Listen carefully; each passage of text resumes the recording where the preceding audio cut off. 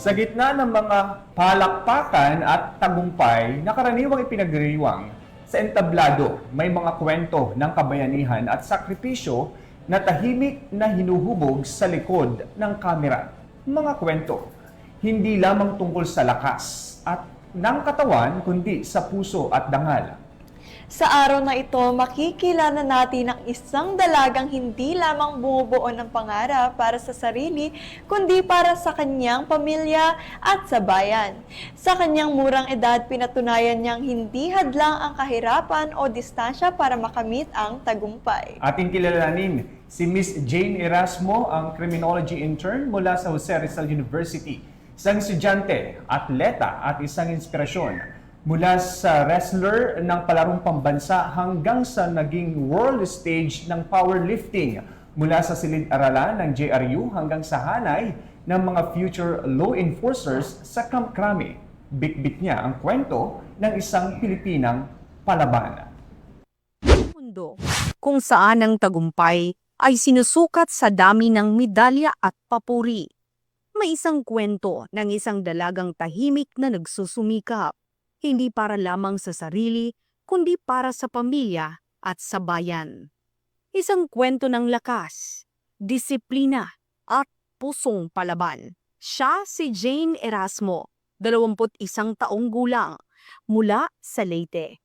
Isang BS Criminology student at varsity scholar ng Jose Rizal University. Sa araw, siya ay isang masigasig na mag-aaral. Sa gabi, isang atleta na nagpapanday ng pangarap sa ilalim ng bigat ng bakal. Nagsimula ang kanyang paglalakbay sa sports noong siya ay nasa grade 6. Hindi pa powerlifting noon. Wrestling ang kanyang unang laban. Dito siya unang nakatikim ng tagumpay bilang two-time palarong pambansa medalist. Wrestling po yung event ko dati. At saka 2 times gold medalist din po ako sa palarong pambansa. And tapos po later on po, nung nag-college na po ako, doon po ako nag-focus sa powerlifting.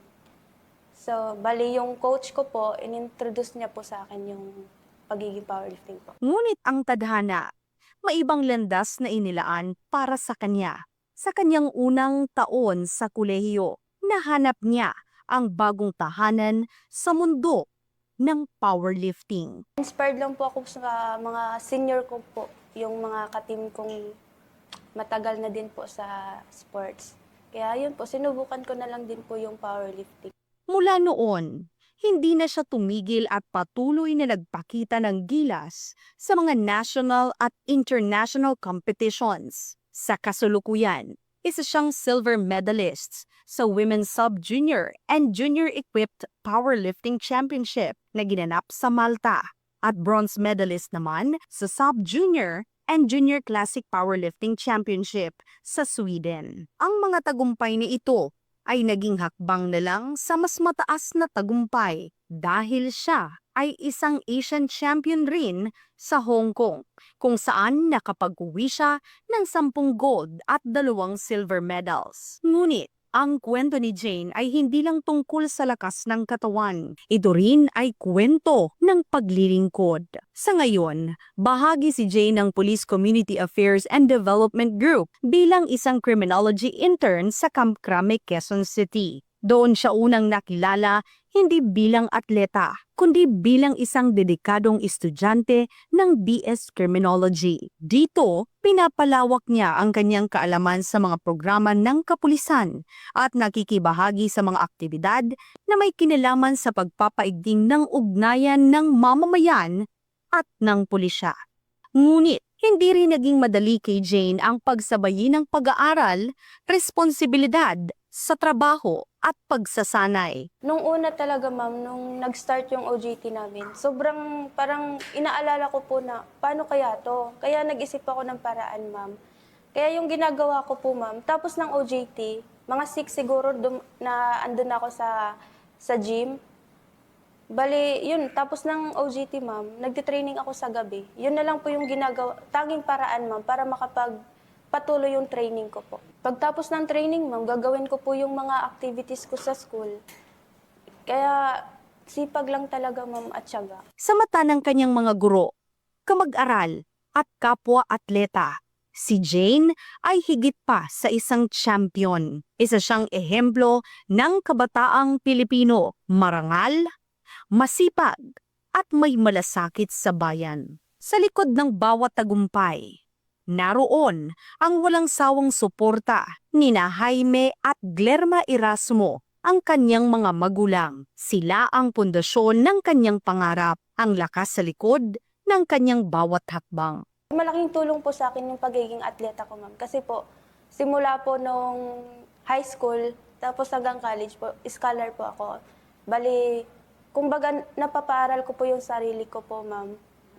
Gamit po yung pagiging atleta ko po. Mula sa isang simpleng pamumuhay sa Leyte, bit-bit ni Jane ang pangarap na mabigyang karangalan ang kanyang pamilya. Sa murang edad, natutunan ninyang isakripisyo ang kasiyahan ng kabataan para sa matinding pagsasanay. Ngunit, ang pinakamalaking sakripisyo, Yung iwan ko po yung pamilya ko po. Siyempre, ma'am, namimiss ko din po sila. Baga, parang yun na din po yung pinakamalaking sakripisyo na nagawa ko. Iniisip ko na lang po yung kalagayan ng family ko po.